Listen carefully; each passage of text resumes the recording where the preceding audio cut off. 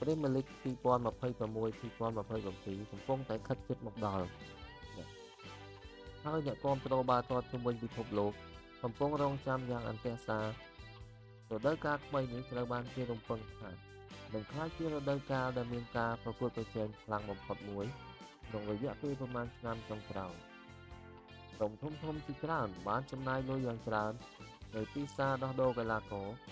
ដើម្បីពង្រឹងកម្លាំងក្រុមនិងប្រជែងយកពាន Premier League Arsenal នឹងចូលរួមរដូវកាលថ្មីក្នុងនាមជាម្ចាស់ជើងឯកការពារតំណែងក្រុមរបស់លោក Mikel Arteta កំពុងតែបន្តពង្រឹងសមាជិកកីឡាករនិងគ្រូបង្វឹករូបនេះបានបញ្ជាក់ថាក្លឹបនៅតែស្វែងរកការផ្ទេរកីឡាករថ្មីបន្ថែមទៀតមុនទីផ្សារដោះដូរត្រូវបានបិទ Manchester City នៅតែជាគូប្រជែងដ៏គ្រោះថ្នាក់បំផុតទោះបីជាមានការផ្លាស់ប្ដូរខ្លះៗក៏ដោយ City នៅតែមានកីឡាករកំពូលនិងបទពិសោធន៍ក្នុងការប្រជែងពានអ្នកវិភាគជាច្រើនជឿថា Arsenal និង Manchester City នឹងបន្តប្រជែងគ្នាដល់សប្តាហ៍ចុងក្រោយដូចរដូវកាលមុន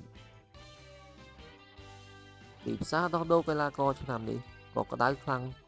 ផងដែរ Chelsea បានទាក់ទងការចាប់អារម្មណ៍ជាមួយនឹងការចុះហត្ថលេខាលើ Morgan Rogers ក្នុងតម្លៃប្រមាណ117លានផោនខណៈ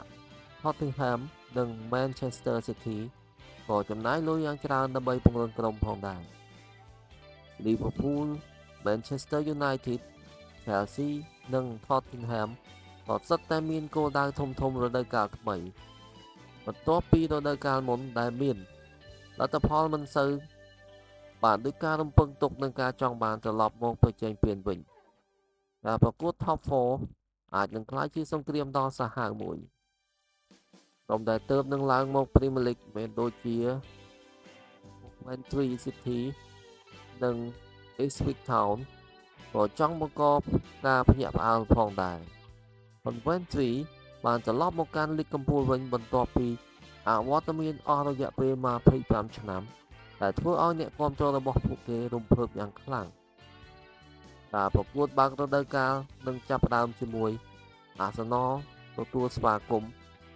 Coventry City ដែលជាការប្រកួតគួរឲ្យចាប់អារម្មណ៍ខ្លាំងអ្នកគាំទ្រទាំងអស់កំពុងរងចាំថាតើ Arsenal អាចចាប់ផ្ដើមយុទ្ធនាការការពារតំណែងជើងឯកបានល្អឬអត់សំណួរដ៏ធំបំផុតគឺតើ Arsenal អាចការពារជើងឯកបានដែរឬទេតើ Manchester City នឹងដណ្ដើមយកពានមកវិញតើ Chelsea ឬ Manchester United អាចបង្កភ្ញាក់ផ្អើលបានដែរឬទេហើយតើក្រុមណាមួយនឹងក្លាយជាសេះខ្មៅនៅរដូវកាល2026-2027